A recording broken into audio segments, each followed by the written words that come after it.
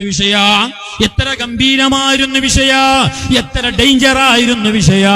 പഴയ കാലത്ത്, നല്ല കാലത്ത്, അള്ളാനെ അറിഞ്ഞ കാലത്ത് എത്ര വലിയ ഘോരപരാധമായിരുന്നു ആ വിഷയ. എന്നാൽ ചോദിക്കട്ടെ ചെറുപ്പക്കാര, പൊന്നു മുസ്ലിമേ, പൊന്നു ബാപ്പ, ഇന്നത്തെ കാലത്ത് ഇതൊരു വിഷയമാണോ? ആണോ? ഇന്നിപ്പോ ഇതൊരു വിഷയ. ഇന്നിപ്പോ മുടിന്റെ കഥ പറയുമ്പോ മനുഷ്യന്മാർ ചിരിക്കുന്നതാണ്. ഇയാളേർന്നു പറഞ്ഞ നമ്മ മുസ്ലിമാണ് സഹോദര, നമ്മളെ കണ്ടിട്ട് മറ്റുള്ളവൻ പഠിക്കണം. കണ്ടില്ലേ ഇന്നലെ ഇപ്പൊ കഴിഞ്ഞ് ആ മാറ്ററെല്ലാം കഴിഞ്ഞ്. എന്നാലും ഞാൻ ഒന്നും കൂടി ഉണർത്താണ്. എവിടെയോ ഒരു കക്കൂസിൽ ഒരു ക്ലോസറ്റിന്റെ മോഡലാക്കി കേക്കെല്ലാം തിന്ന് കഴിഞ്ഞ അധ്യായം അതങ്ങനെ സംഭവിച്ചു പോയി. അള്ളാഹു പുറത്തു കൊടുക്കട്ടെ. ആ ഒരു വീഡിയോയ്ക്ക് താഴെ കമന്റ് ഇട്ട ഒരു അമുസ്ലിമായ സഹോദരൻ, ഏതോ ഒരു ഗോപാൽ ആ വീഡിയോക്ക് താഴെ ആ ദീനിയല്ലാത്ത പ്രവർത്തനത്തിന്റെ ബാക്കിൽ ആ വീഡിയോയിൽ യൂട്യൂബ് ലിങ്ക് നോക്കിയിട്ട് താഴെ കമന്റ് ഇട്ടവരുടെ കൂട്ടത്തിൽ ഒരു അമുസ്ലിമായ സഹോദരന്റെ കമന്റ് വായിക്കേണ്ടതാണ് നിങ്ങള്, പഠിക്കേണ്ടതാണ് നിങ്ങള്. ആ ഗോപാൽ എന്ന് പറയുന്ന മുസ്ലിമായ സഹോദരന്റെ കമന്റ് ഈ സമുദായത്തിന്റെ നല്ലവരായ മക്കളുടെ ചങ്കിൽ തറക്കേണ്ടതാണ്. എന്താ ചെറുപ്പക്കാരൻ പറഞ്ഞ്? ഞങ്ങളെ മതത്തിൽ മതം പഠിപ്പിക്കുന്നില്ല, കുട്ടിക്കാലത്തും മതം പഠിപ്പിക്കുന്നില്ല. ഞങ്ങളെ മതത്തിൽ പാതിരാ വയലുകളില്ല. ഞങ്ങളെ മതത്തിൽ വലിയ വലിയ ബടാ മൗലാനമാരുടെ ഉപദേശങ്ങളില്ല. എന്നാലും ഞങ്ങൾ ഈ രീതിയിലുള്ള തീട്ടം കോരിയിട്ട് ഞങ്ങൾ തിന്നിട്ട. ഞങ്ങളെ മതത്തിന്റെ ഉള്ളിൽ ഇതില്ല.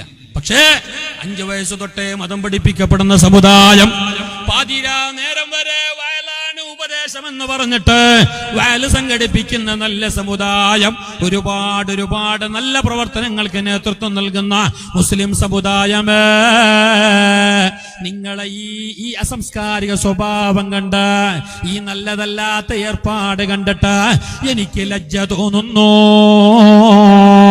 ഒന്ന്. രണ്ടാമത്, എനിക്ക് എന്റെ മതത്തിന്റെ അനുയായി ആയതിന്റെ പേരില്, എനിക്ക് എന്റെ മതത്തിന്റെ ഹിന്ദു മതത്തിന്റെ അനുയായി ആയതിന്റെ പേരില് അഭിമാനം തോന്നുന്നു. കാരണം ഞങ്ങളെ മതത്തിൽ 5 വയസ്സ് മുതൽ മതം പഠിപ്പിക്കുന്നില്ല, മദ്രസയില്ല. ഞങ്ങളെ മതത്തിൽ പാതിരാ വയലുകളില്ല. എന്നാലും ഞങ്ങൾ തെറ്റിയിട്ടില്ല. നിങ്ങളെ പോലത്തെ പണി ഞങ്ങൾ ചെയ്തിട്ടില്ല. ചെറുപ്പക്കാരൻ പറഞ്ഞെങ്കിൽ പൊന്നു മുസ്ലിമേ, അയാൾ ആക്ഷേപിക്കാൻ പറ്റുമോ? ഈ പറയുന്ന എന്നെ കുറ്റപ്പെടുത്താൻ പറ്റുമോ? പാടില്ല. നിങ്ങളെ ജീവിതം അടിമുടി ഇസ്ലാമുള്ളതാകണം.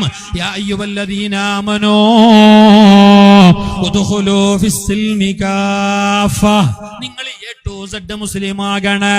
വസ്ത്രാലങ്കാരങ്ങളില്, വേഷവിധാനങ്ങളില്, സ്വഭാവങ്ങളില്,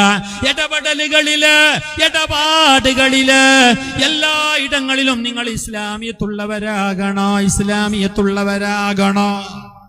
പള്ളിന്റെ അടക്ക് വരുമ്പോ മാത്രം മുസ്ലിമായെങ്കിൽ മതിയാവേല.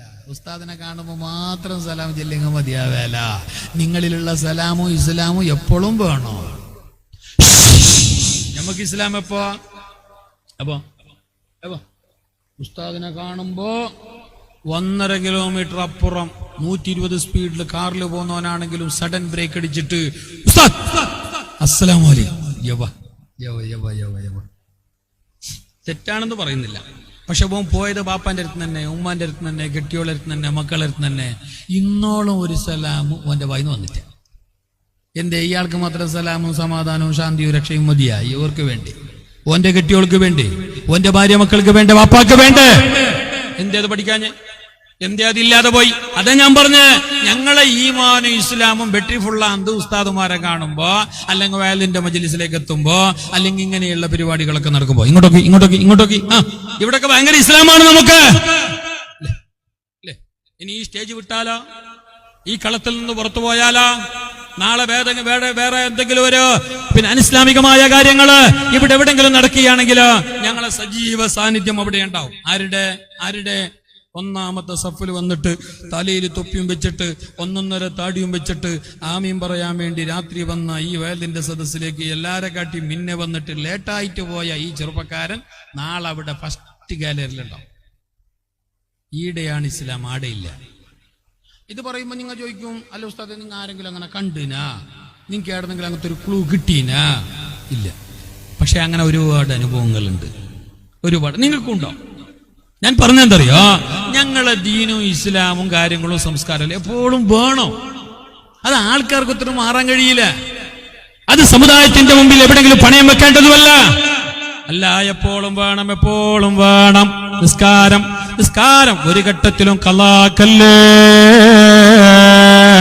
മൈലാഞ്ചിയായാലും മംഗലമായാലും പാതിരാ നേരം വരെയുള്ള വേളായാലും നിസ്കാരത്തിന്റെ മഹത്വം അറിയാതെ പോവല്ലേ. എങ്ങനെങ്കിലും കാശായാ മതിയല്ല, പൈസ കിട്ടിയാ മതിയല്ല എന്ന് ചിന്തിച്ച് കക്കല്ലേ. വട്ടിക്ക് പലിശക്ക് വാങ്ങല്ലേ. കടം വാങ്ങിയിട്ട് മറ്റവനെ മുക്കല്ലേ. പാടില്ല. മാനബത മിൻ ഹറാമിൻ ഫന്നാറു ഔലാ ബിഹി. ഹറാമിലൂടെ സമ്പാദിച്ചത്, ഹറാമിലൂടെ നിങ്ങൾ തിന്നത്, ഹറാമിലൂടെ സമ്പാദിച്ചത് കട്ടിട്ട് മറ്റുള്ളവനെ മുക്കിയിട്ട് അതുപോലെയുള്ള ഹറാമിന്റെ വഴിയിലൂടെ നിങ്ങൾ സമ്പാദിച്ചത് ഫന്നാറു ഔലാ ബിഹി. അത് നരകത്തിലേക്കുള്ള ഏർപ്പാടാണ്. അതുകൊണ്ട് ജീവിതത്തിൽ സൂക്ഷ്മത പാലിക്കണേ. സമ്പത്ത് വലിയ കാര്യമാണ്. അത് എവിടെന്ന് എന്നല്ല ചോദിക്കോ, അത് എന്തിന് ചെലവഴിച്ചോ എന്നും അല്ല ചോദിക്കും.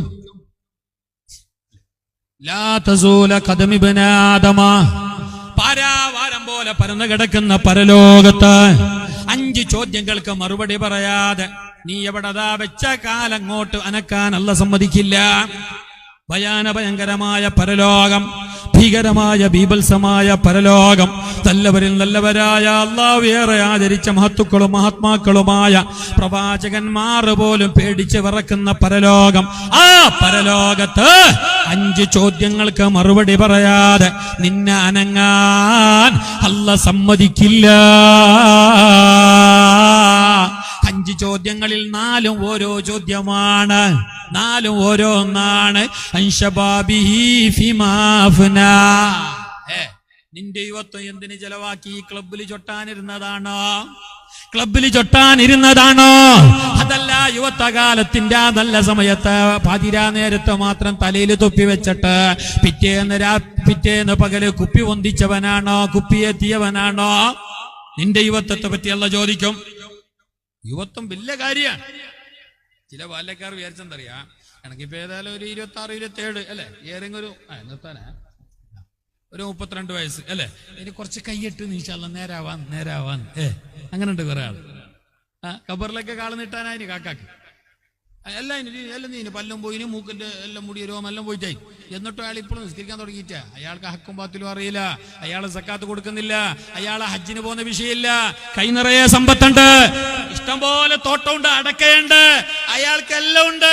പ്രായമേറെയായിന്, മുട്ടിന്റെ പല്ല തഴഞ്ഞിട്ട് അങ്ങ് പോയിന്, ഷുഗർ പ്രഷർ എല്ലാം ആയിന്. എന്നിട്ട് എന്ത് നിങ്ങൾ ഹജ്ജിനെന്ത് പോന്നില്ലേ? എല്ലാം കഴിഞ്ഞല്ല, എല്ലാം ഇത് പിന്നെ പെൺമക്കളെല്ലാം പാണ്ടല്ലായി. പെണ്ണുമക്കളുണ്ടെന്ന് അറിഞ്ഞിട്ടൊന്നും പിന്നെ അങ്ങനെ ഹജ്ജിന് പോകാതിരിക്കാനൊന്നും പറ്റാല. ചില പാപ്പന്മാർ പഠിക്കേണ്ട പാടാണത്. എന്ത് നിങ്ങൾ ഹജ്ജിന് പോകത്ത്? അത് 2 പെണ്ണുമക്കളുണ്ട്, ഒരു ബാണ്ടാട്ട്. അതുകൊണ്ട് എന്തത് കാരണം? അല്ല, ഒരു പെണ്ണിനെ വായിക്കണം, ഒരു 10 ലക്ഷം എല്ലാം വേണ്ടേ? അത് ഇസ്ലാമിന്റെ മംഗലമല്ല. ഇസ്ലാമിന്റെ മംഗളത്തിന് ഒരു ഇത്തരം ഇസ്ലാം പറഞ്ഞിട്ടുണ്ട്. അതിനെക്കാലം ഏറെ ഉണ്ടെങ്കിൽ നീ വേഗം കയറണോ കപ്പൽ ഹജ്ജിന്. ഇത് 10 ലക്ഷം 11 ലക്ഷം 100 പൗണ് 200 പൗണ്. ദിലീപ് വന്ന മംഗലം. എന്ത് മംഗലം ഇതിന്റെ? ദിലീപ് ആരി? ഷെയ്ഖുൽ മശായിഖ്. നിങ്ങൾ അമീർ മുടക്കണ്ട. എന്തേ? എന്നിട്ട് ഇയാൾ പറയാ കുറച്ച് കയ്യട്ടെ കുറച്ച് ഇപ്പൊന്നും വേണ്ട, കുറച്ച് കേട്ട്. അപ്പൊ ഹജ്ജിനെന്ത് പോകുന്നില്ലേ? പിന്നെ സമയമെല്ലാം ആയല്ലേ, ഈ കുറിയെങ്കിലും കൊടുക്കുന്നില്ലേ? ഇല്ല, ഇൻഷാ അല്ലാ ഒരു 2 കൊല്ലം കയ്യട്ട്. ഇയാള് വിചാരിച്ചെന്തറിയോ? ഇയാളുടെ ഫുള്ള് ബാക്കിയല്ലേ. ഇയാളെ കബറാടെ കുഴിച്ചിട്ടുണ്ട്, അതിനുള്ള ഇയാളെ ഒന്ന് കയറ്റി വെക്കാൻ മാത്രമാണ് ബാക്കി. ഇയാൾ ചിന്തിച്ചിട്ടേ ഇല്ല. ആ ഒരു ബോധം നമുക്കുണ്ടാകണം, എപ്പോഴും ഉണ്ടാകണം. നല്ല പോലെ കേട്ടോ. നാളെ അള്ളാന്റെ കോടതിയിലല്ല ചോദിക്കുകയാണ് നിന്റെ യുവത്വത്തെ കുറിച്ച്, അതുപോലെ തന്നെ നിന്റെ സമയത്തെ കുറിച്ച്. അതുപോലെ തന്നെ അള്ളാഹു ചോദിക്കുന്ന ഒരു ചോദ്യമുണ്ട്,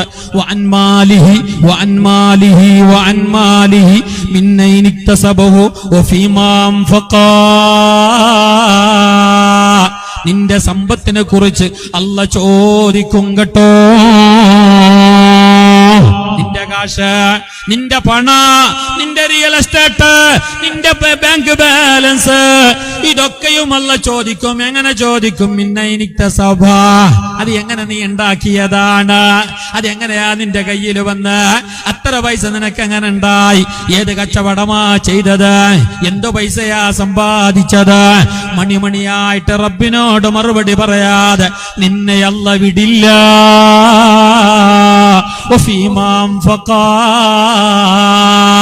എന്തിന് ചെലവഴിച്ചോ, എന്തിന് ചെലവഴിച്ചോ? കബഡി ടൂർണമെന്റിനാണോ, അതല്ല ഹറാമിയത്തായ കാര്യങ്ങൾക്കാണോ, അല്ല പൊരുത്തപ്പെടാത്ത വിഷയങ്ങൾക്കാണോ അങ്ങനെ ചെലവഴിച്ചതെങ്കിൽ ആ കാര്യവും അല്ലാന്റെ മുമ്പിൽ മറുപടി പറയാതെ